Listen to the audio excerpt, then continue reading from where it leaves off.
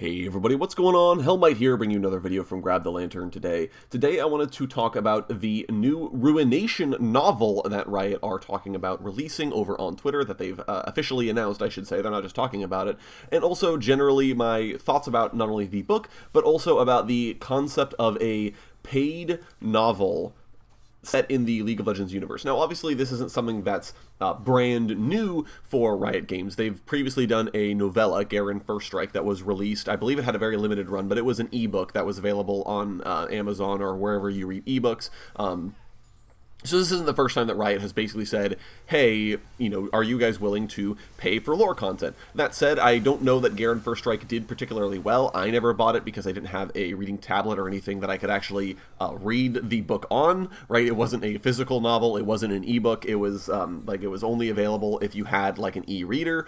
So I don't know how many people actually ended up reading it, but clearly it must have done well enough, or at the very least Riot have noticed that there is enough interest in the lore of League of Legends and the lore of Runeterra in general to bother trying to go ahead and do another book. And this is different entirely, because this novel is going to be published in print edition and in audio edition as well, which means that it's going to be significantly more accessible for a majority of people who want to experience the novel. And it is still being written in-house, and of course, this is about a bigger plot point, right? Garen First Strike was its own sort of story that did involve some side characters like Cythria, who people have been really looking for more information about, but Ruination is telling the story of Callista and King Viego, and generally that whole arc leading up to the Ruination. Now, this is the first Ruination. This is the Blessed Isles becoming the Shadow Isles Ruination. This is not the Sentinels of Light story arc. So if you were either scared or happy that Riot were going to be revisiting the Sentinels of Light story, unfortunately that's not going to be the case with this book. And so because this is sort of a backstory novel, this is really cool to me, because this is a way for Riot to actually give context to the events of the original Ruination, to let us see the characters, to give us a better insight into Camivore, and to let us experience the characters of Callista and Hecarim and potentially Ladros before the Ruination, and we can see them as they were. There's also the potential for some other characters, such as Maokai or Thresh, to show up in this story as well, and potentially maybe a hint at Gwen. I doubt she will be in the champion state that we know her as, but we may see a reference to her as a doll. We also will get some potential references to Viego and Isolde's relationship, and get more of a concrete idea about how those two actually felt about each other.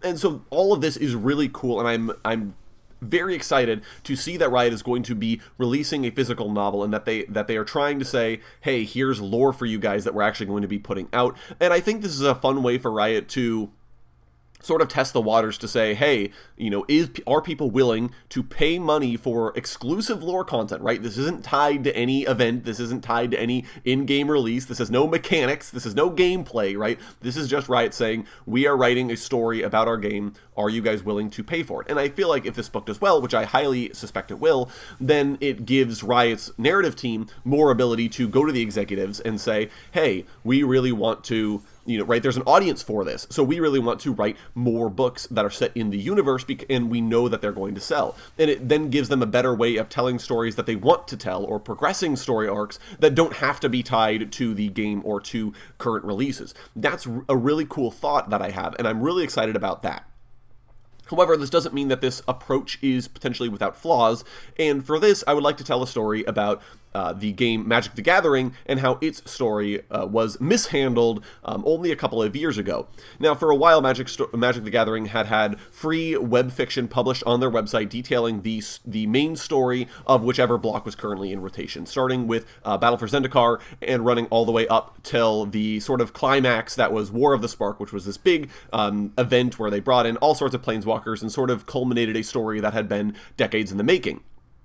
Now, for War of the Spark, right, the Magic story online had actually some really solid web fiction. There were a lot of really good stories, and it was enough to garner a lot of interest from the Magic the Gathering community, and was very accessible to a lot of people, because if you wanted to know what the story arc of Kaladesh was, well, you just followed the link to Magic's website, and you could read through the full thing. There wasn't anything held back. There wasn't any paywall. You got to know what the story was for this block, and that was really awesome. But over time, as sort of interest built in the story, Wizards of the Coast, the company that owns Magic the Gathering, said, hey, this is really interesting, and there are a lot of people who are really interested in the story, and we are going to, instead of releasing a free web fiction for the War of the Spark story, we're going to hire an external author to write us a book, and we're going to publish it in hardback, and you guys can buy it. And honestly, at the time, myself included, we were really excited about the fact that there was going to be a physical novel, and I certainly bought it. And it was disappointing.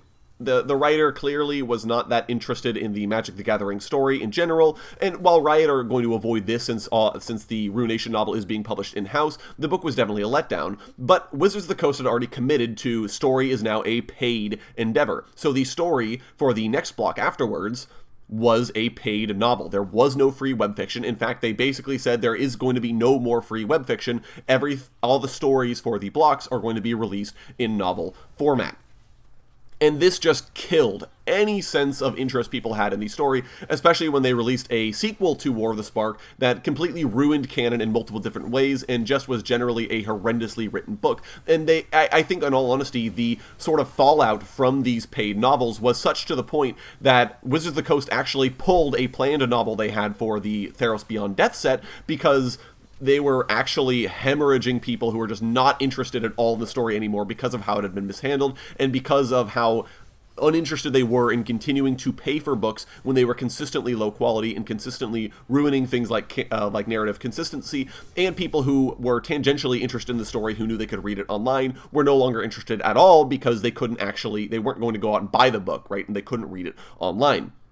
And so after those missteps, Wizards of the Coast were able to right the ship, and they brought back the free web fiction, and that's sort of back where, things have sort of returned to form. However, this is a potential pitfall for Riot, and this is one that I would really like to see them try to avoid. I think that if Ruination does well, I do want to see more regular physical novels released telling League of Legends stories. I think that's really cool, but I also want to make sure that Riot doesn't go forward with removing web content from the website, right? I don't want to see them stop writing stories and publishing them on Universe and developing the story in that way. I really hope that Riot continues to do all of that, and if we get a novel every now and again, either telling backstory for important events or side stories, or developing the universe, right, like that kind of a thing, or like retroactively telling a story, so the Mage Rebellion where Silas breaks free, like if they wanted to do a novel about that, I guess we technically have the comic books, but that kind of a thing, right, that would be really cool, and I'm super on board with that. But if Riot decided that they want to start pay-gating their story content,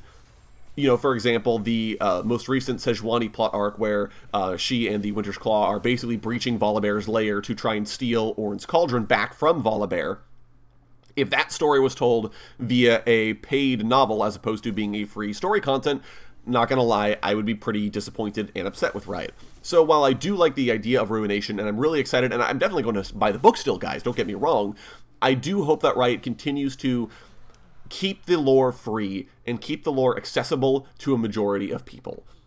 But like I said, I'm still really excited about the book. I'm definitely still going to be buying it, so you guys will have to let me know what you think of the concept of the Ruination novel down in the comment section below, or what you thought of the potential for Riot to move all of the lore to paid only, if that's a thing that they're actually considering. If you enjoyed the video today, go ahead and leave it a like, and if you really enjoyed the video, consider subscribing. I upload a video every Monday, Friday, and on patch days as well. Once again, thank you guys so very much for watching. I do appreciate it, and I'll talk to you all later.